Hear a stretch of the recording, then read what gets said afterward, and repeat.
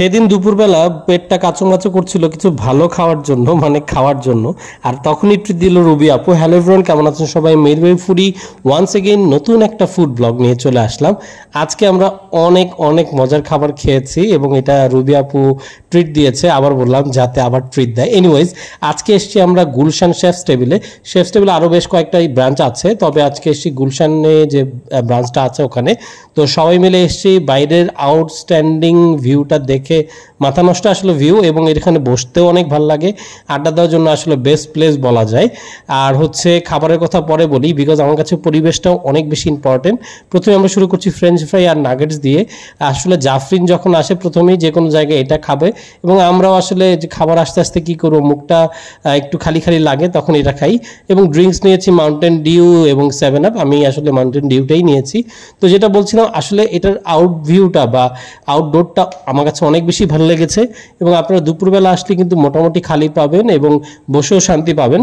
Normally বিকেলবেলা অনেক বেশি ভিড় থাকে। এখানে বেশ কিছু খাবারের ব্র্যান্ড আছে বা শপ আছে, ওখান থেকে আপনি আলাদা আলাদা করে চাইলে অর্ডার করতে পারবেন। এখানে আপনি জুস আইটেম অনেক পাবেন, অনেক ধরনের জুস আছে এবং ইম্পোর্টেড জুসও পাবেন, এবং সব ধরনের খাবারই আসলে মোটামুটি পাবেন এখানে। চাইনিজ আইটেমগুলো এত বেশি ভালো যেটা বলার বাইরে। আমরা ফিশ কাটলেট নিয়েছি, ফ্রাইড রাইস নিয়েছি, তারপর মোমোজ নিয়েছি, বিফ স্টেক নিয়েছি, চিকেন স্টেক নিয়েছি। আসলে সবগুলো আমরা সবাই মিলে ভাগ করে খাচ্ছিলাম, ভাগ করে খেয়েছি। এনিওয়েজ, মোমোটা আমার কাছে আসলে এত ভালো লেগেছে। এটা একদম ওয়েল কুকড, ওয়েল স্টিম, মানে মুখে দেওয়ার সাথে সাথে একদম অসাধারণ।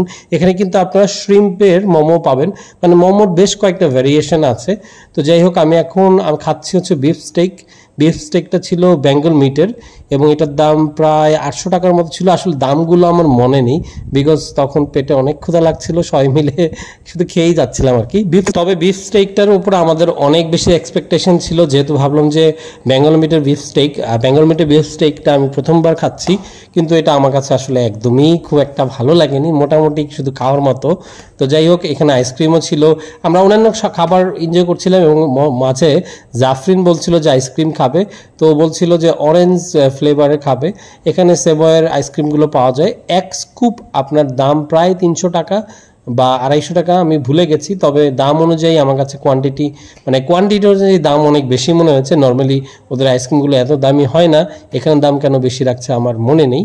তো সবাই মিলে আসলে খাবার ভালোই এনজয় করেছি, দিনটা অনেক সুন্দর গিয়েছে। সবচেয়ে বড় কথা হলো, আমার কাছে কিন্তু খাবারের পাশাপাশি এটার সাথে সুন্দর পরিবেশও দরকার, বিকজ সুন্দর পরিবেশ না থাকলে কিন্তু সবাই মিলে বসে খাওয়াটা টাফ হয়ে যায়। তো ভালো থাকবেন, সুস্থ থাকবেন। থ্যাংক ইউ সবাইকে। আসসালামু আলাইকুম।